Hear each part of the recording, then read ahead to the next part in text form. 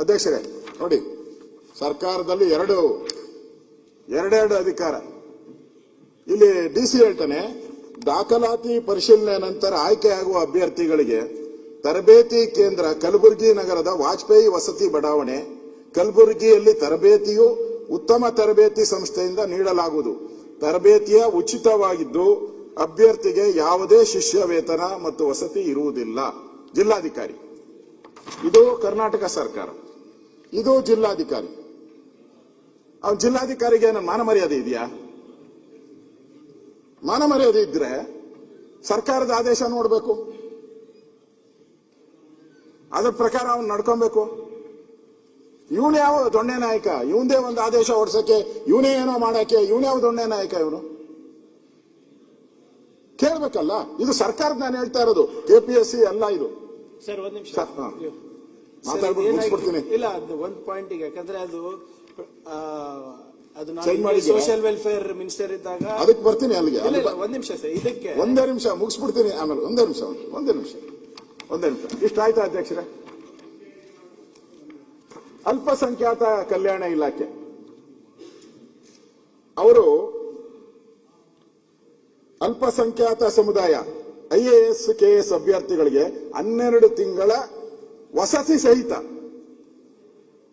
ಸಹಿತ ತರಬೇತಿ ನೀಡುತ್ತಾರೆ. ಹಾಗೂ ಇದೇ ಸಮುದಾಯ SSC ಮತ್ತು RRB ಅಭ್ಯರ್ಥಿಗಳಿಗೂ 3 ತಿಂಗಳ ಕೋಚಿಂಗ್ ಜೊತೆಗೆ ಪ್ರತಿ ಮಾಹೆಯಾನ 6,000 ಶಿಷ್ಯ ವೇತನ ನೀಡಲು ನಿರ್ಧರಿಸುತ್ತಾರೆ. ಅಭ್ಯರ್ಥಿಗಳಿಗೆ 7 ತಿಂಗಳ ಅವಧಿಗೆ ಕೋಚಿಂಗ್ ಸಹಿತ ಬೆಂಗಳೂರು ಸಂಸ್ಥೆಗೆ 10,000 ರೂಪಾಯಿ, ಜಿಲ್ಲಾ ಸಂಸ್ಥೆಗಳಿಗೆ 8,000 ರೂಪಾಯಿ ಶಿಷ್ಯ ವೇತನ ಕೊಡಲು ನಿರ್ಧರಿಸುತ್ತಾರೆ. ಇದು ಅಲ್ಪಸಂಖ್ಯಾತ ಇಲಾಖೆದು. ಅವಾಗ ನಾನು ಹೇಳಿದ್ದು SC ST ಮಕ್ಕಳದು ವ್ಯತ್ಯಾಸ ನೋಡಿ ಅಧ್ಯಕ್ಷರೇ. SC ST ಮಕ್ಕಳಿಗೆ ಶಿಷ್ಯ ವೇತನ ಇಲ್ಲ, ಅಲ್ಪಸಂಖ್ಯಾತರಿಗೆ ಇದು ವೇತನ. ಇದು ಎಷ್ಟು ಸರಿ ಇದೆ? ಇಲ್ಲಿ ಇಷ್ಟಾದ್ಮೇಲೆ 500 ಜನ ನೀವು ಆದ್ಮೇಲೆ ಈಗ ಬಂದಿರೋರು ಎಷ್ಟು ಜನ? ಬಂದಿರೋರು 40 ಜನ 50 ಜನ. ಅಷ್ಟು ಸೆಲೆಕ್ಟ್ ಆದವರು 500 ಜನ. ಈಗ ಅಲ್ಲಿರೋರು 40-50 ಜನ.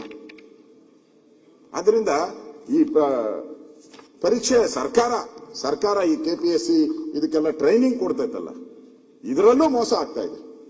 ಒಂದ್ ಕಡೆ KPSCಲಿ ಈಗಾಗಲೇ ಸುರೇಶ್ ಕುಮಾರ್ ಸುನೀಲ್ ಹೇಳಿದ ರೀತಿ ಅದು ಅಕ್ರಮ ದೊಡ್ಡ ಭಂಡಾರನೇ ಆಗಿದೆ.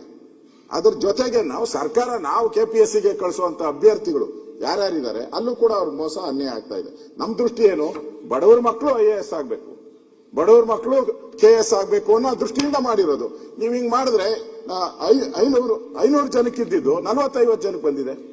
ಇದನ್ನು ಕೂಡ ಸರ್ಕಾರ ಗಮನದಲ್ಲಿಟ್ಕೊಂಡು ಇವೆರಡನ್ನೂ ಕೂಡ ಸರಿ ಮಾಡಬೇಕು ಅನ್ನೋ ಮಾತನ್ನ ಹೇಳ್ತಾ ಇದ್ದೆ.